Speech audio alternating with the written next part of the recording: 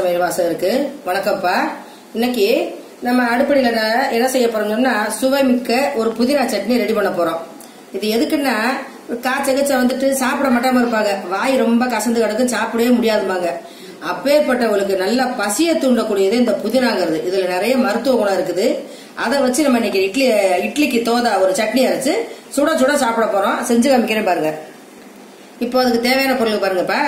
தேங்காய் முடியல நல்லா எல்லாம் தேங்காயம் இல்லாம மீடியமான தேங்காயா திருகி ஒரு கைப்பிடியில வச்சுக்க தேங்காய் பூவு, 2 பச்சை மிளகாப்பா. காரத்துக்கு தக்க உங்களுக்கு கூடனா கொஞ்சம் கூட சேர்த்துங்க, குறைனா குறைய சேர்த்துங்க.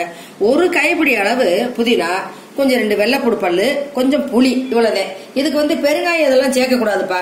தேவைப்பட்டா ஒரு 4 மிளகு சேர்த்துக்கலாம், அது வேற டேஸ்டா இருக்கும். இப்ப அரைச்சு காமிக்கிறேன் பாருங்க. எடுத்து வச்சிருக்க தேங்காய் புதினாவை நல்லா கழுவிருங்கப்பா. கொஞ்சம் கொஞ்சமா சேர்த்து அரைச்சுங்க, மொத்தமா போட்டாலுமே அரைப்படாது. இந்த 2 வெள்ளைப்பூடு பல்லு, கொஞ்சம் புளி, உப்பு இதெல்லாம் சேர்த்துருங்க. அரைச்சாச்சுப்பா. ரொம்பவும் வலுவலுன்னு இருக்கக்கூடாது, ரொம்பவும் குறகுறன்னு இருக்கக்கூடாது.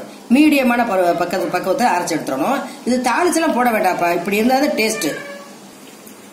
புதினா சட்னி ரெடி ஆயிடுச்சுப்பா. பாருங்க, பச்சை பச்சை நிறம் மாறாம அரைச்சு காமிச்சிருக்கேன். சிலர் அரைக்கும் போது அது நிறம் மாறி போகும், கனகரேன்னு இருக்கும்பா. அது பக்குவம் தவறி அரைக்கிறது. அதனால நான் சொல்ற மெத்தட்ல ஒரு கைப்பிடி அளவு புதினா, அதுக்கு தக்கன கொஞ்சம் தேங்காய், கொஞ்சம் 2 பச்சை மிளகாய், 2 வெள்ளைப்பூடு பல்லு, கொஞ்சம் போல புளி, அதை மட்டும் வச்சு அரைச்சு செஞ்சு சாப்பிட்டோம்னா 2 இட்லி சாப்பிடறதுல 4 இட்லி சாப்பிடலாம்ப்பா. தாராளமா காய்ச்சல் வந்தவங்க கூட நல்லா விரும்பி சாப்பிடுவாங்க. செஞ்சு பாருங்க, மத்தவங்களுக்கு ஷேர் பண்ணுங்க. பாருங்கப்பா, எங்க வீட்டுல சூடா இட்லி ரெடி ஆயிடுச்சு. மல்லிகைப்பூ மாதிரி.